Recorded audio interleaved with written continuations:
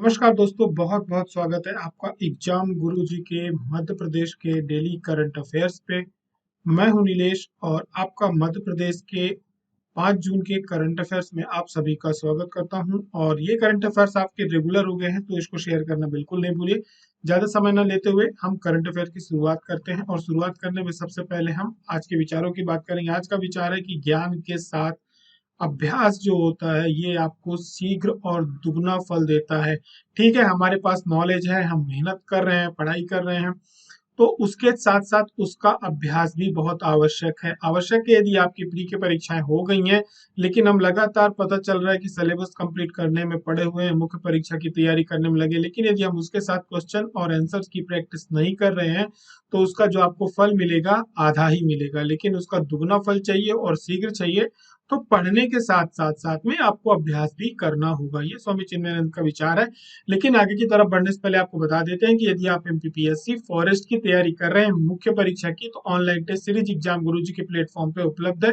आप इसको ज्वाइन कर सकते हैं। 20 जून तक इसमें ऑफर चल रहा है। ये टेस्ट सीरीज आपको 599 पे मिल रही है, जिसके साथ 40 टेस्ट हैं, जिसके अंदर टोटल 30 यूनिट वाइज टेस्ट है, 5 बुलेट टेस्ट है, 5 करंट अफेयर्स के सेपरेट टेस्ट रखे गए हैं, जो कि आपका पूरा 1 ईयर का करंट अफेयर होगा, एमपी और नेशनल इंटरनेशनल दोनों।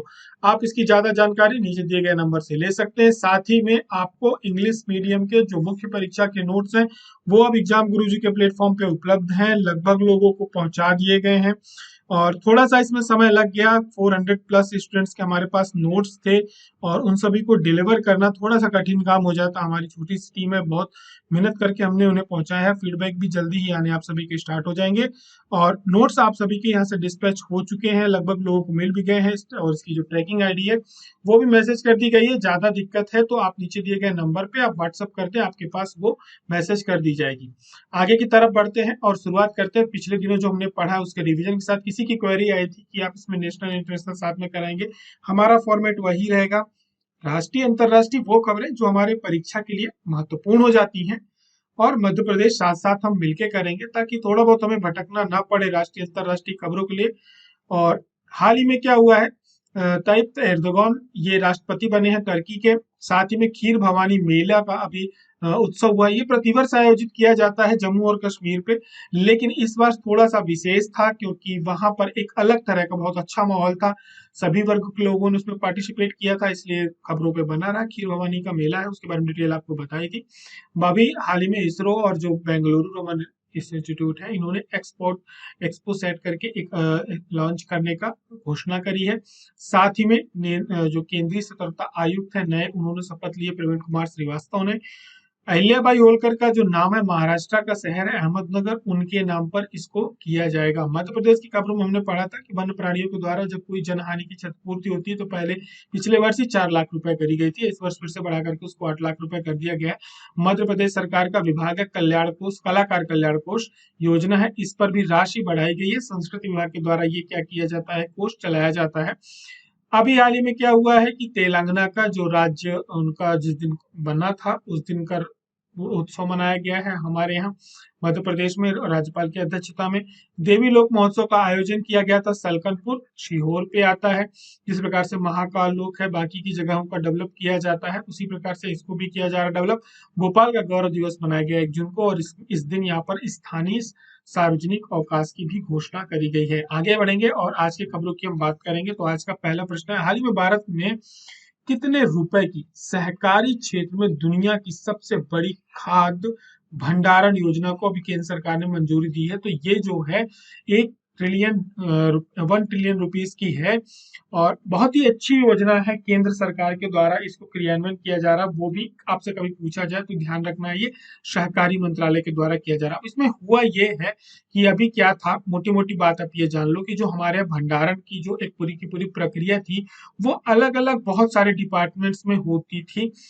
और इस मतलब एक ही जगह जो पूरा का पूरा जो लोड रहता था वो भारतीय खाद्य निगम के ऊपर रहता था। ठीक है, कई बार आपने अखबारों में भी पढ़ा होगा कि बहुत सारे की जो क्या कहते हैं, हमारे जो केंद्र है ये अनाज खरीदते हैं फिर इसके बाद क्या हो जाता है, उनको स्टॉकेज करके रखना पड़ता है हर प्रकार के अनाजों का, तो उनके ऊपर लोड बहुत ज्यादा था।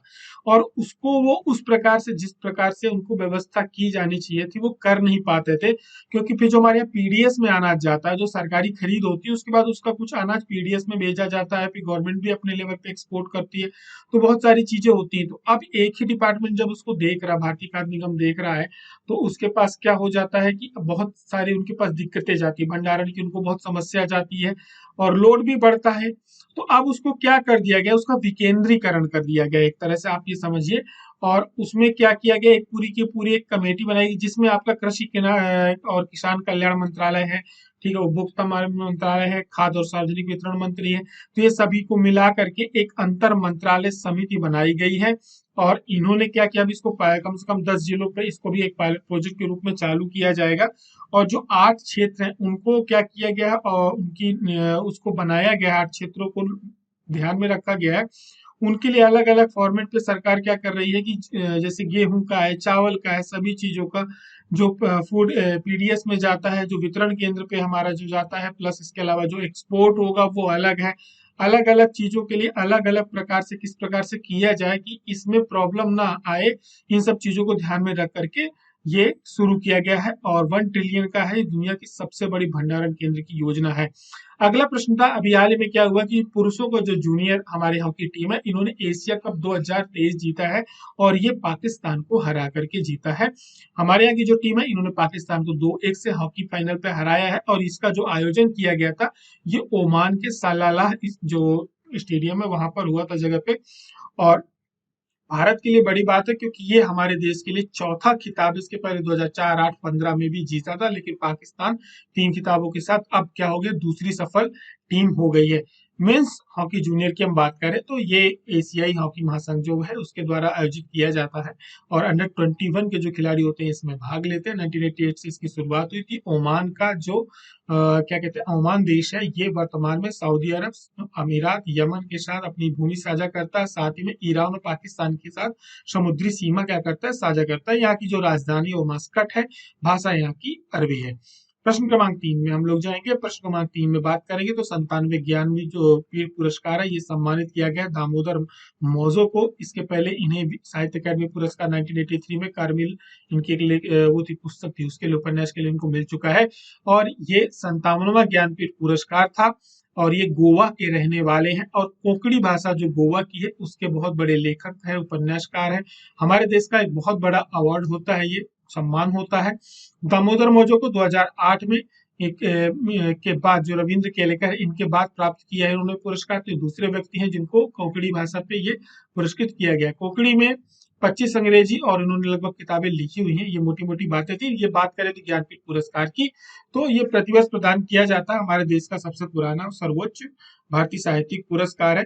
और ये पुरस्कार जो दिए जाते हैं, ये हमारे संविधान की जो 8वीं अनुसूची है उसमें जो सूचीबद्ध भारतीय भाषाएं हैं उसके अलावा अंग्रेजी भाषा में भी दिया जाता है। ठीक है, पहला पुरस्कार 1966 में दिया गया था जी शंकर कुरुप को। अक्सर आपके पेपर में पूछा जाता पहला पुरस्कार किसे दिया गया था, हमें सभी को याद है, जी शंकर कुरुप को दिया गया था। और इसके बाद क्या है, 1961 में स्थापित किया गया था, लेकिन किसी को अभी तक मरणोपरांत नहीं दिया गया है। आशापूर्ण देवी है, इनकी जो पुस्तक थी 1976 में, इनको प्रथम प्रतिश्रुति के लिए पहली महिला प्राप्तकर्ता रही हैं। ठीक है, प्रश्न क्रमांक 4 में चलते हैं। प्रश्न क्रमांक 4 की बात करें तो अभी हाल ही में क्या हुआ, ग्राम पंचायत स्तर पर डिजिटल लेन देन को बढ़ावा देने के लिए सरकार ने एक अभियान है, समर्थ अभियान, उसकी क्या करिए, शुरुआत करिए। अब ये जो समर्थ अभियान है, ये किस विभाग के द्वारा चलाया जा रहा है, ग्रामीण क्षेत्र पे चलाया जा रहा है। तो हम लोग दो विभागों में कंफ्यूज होंगे, या तो ये आईटी डिपार्टमेंट के द्वारा चलाया जाएगा, इलेक्ट्रॉनिक्स डिपार्टमेंट के द्वारा, या तो ग्रामीण पंचायत के द्वारा। तो ये याद रखना है कि ये ग्राम पंचायत स्तर पर जो ग्रामीण पंचायत राज मंत्रालय है उसके अंतर्गत समर्थ अभियान चलाया जा रहा है। डिजिटल लेन देन को बढ़ावा देना है, साथ ही में महिलाओं को जागरूक करना, सशक्त करना। मतलब ये है कि जैसे हम यूपीआई से पेमेंट करते हैं, हमें मालूम होता है कि किस प्रकार से होता है, प्रोसेस क्या होती है, तो उनके अंदर एक आत्मविश्वास जागृत करना महिलाओं के अंदर कि आप भी ये कर सकते हैं। कोई ऐसी कोई अलग से वैज्ञानिक चीज नहीं है, एक सामान्य जागरूकता के लिए है, तो वो सारी चीजें इस पे की जाएंगी। और इसके जो इस अभियान की जो शुरुआत हुई है ये लखनऊ में हुई है। इसकी शुरुआत आपसे कभी पूछा जाए तो याद रखना है आजादी का जो अमृत महोत्सव उसके तहत शुरू किया गया था। ग्रामीण विकास मंत्रालय की ये पहल है। अभी इसमें 50,000 गांव को टारगेट किया जा रहा है और ये अभियान जो चलेगा ये 1 फरवरी 2023 को शुरू हुआ है, 15 अगस्त 2023 तक ये चलेगा। आगे की तरफ बढ़ेंगे, बात करेंगे प्रश्न क्रमांक 5 की। पर्वतारोहण के क्षेत्र में अपना कोर्स पूरा करने वाली पहली महिला एनसीटी जो एनसीसी कैडेट है वो बनी है शालिनी सिंह। डिटेल देख लेते हैं। ये उत्तराखंड के इन्होंने यहाँ पे अपना पूरा कोर्स पूरा किया। रहने वाली वैसे यूपी की लखनऊ की हैं और ये जो पूरे के पूरे एनसीसी के 45 कैडेट्स होते हैं उनमें से ये अकेली महिला थी शालिनी सिंह, इसलिए इनका नाम थोड़ा सा विशेष हो जाता है। एनसीसी के बारे में आप सभी जानते हैं कि ये हमारे भारतीय जो सशस्त्र बल है उनकी एक युवा शाखा है।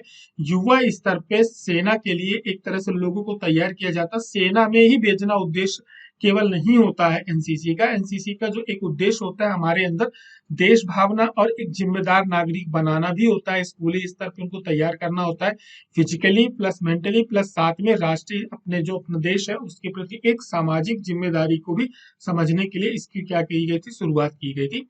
16 जुलाई 1948 से ये सर्विस में है। स्कूल और कॉलेज दोनों जगह आप सभी को पता है कि इसमें क्या कर सकते हैं, हम लोग ज्वाइन कर सकते हैं। 3 रंग है इसके, लाल भारतीय सेना का, ठीक है।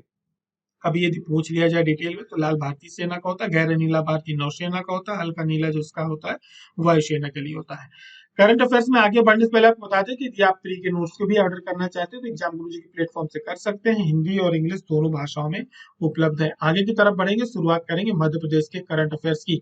तो किसकी अध्यक्षता में राज्य युवा सलाहकार परिषद का क्या किया गया है, गठन किया गया है? तो ये किया गया मुख्यमंत्री की अध्यक्षता में। यानी जो राज्य युवा सलाहकार परिषद होगी इसकी अध्यक्षता कौन करेंगे? इसकी अध्यक्षता मध्य प्रदेश के मुख्यमंत्री करेंगे।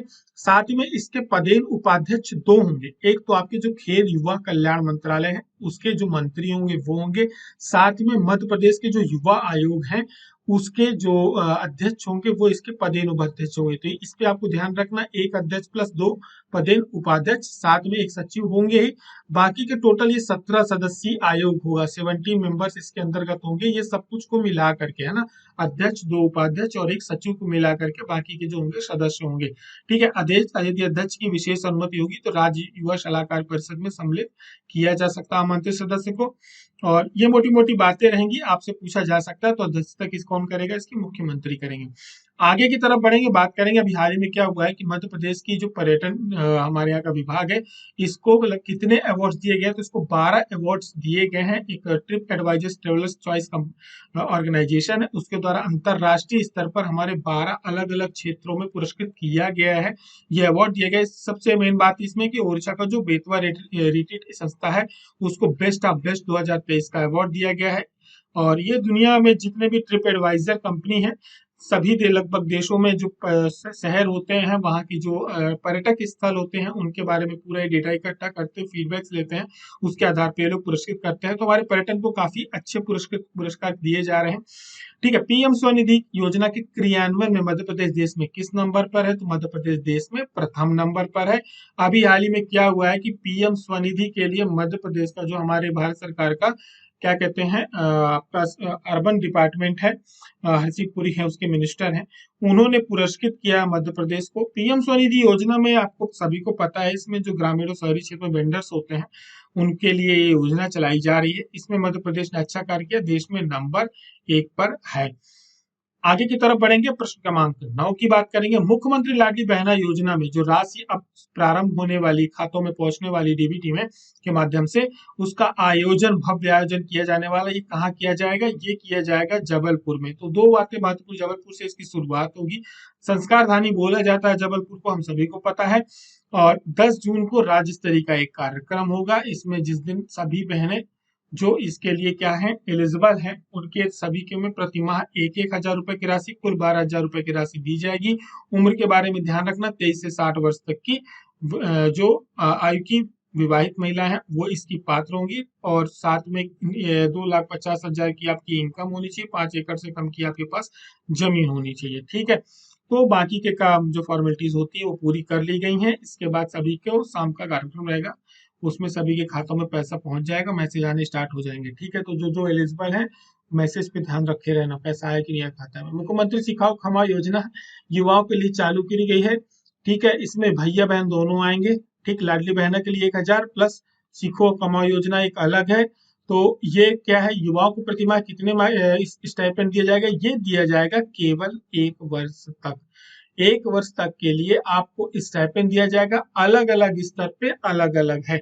इसमें क्या है, टोटल 46 सेक्टर जो है इस पे क्या किए गए हैं, देखे गए हैं।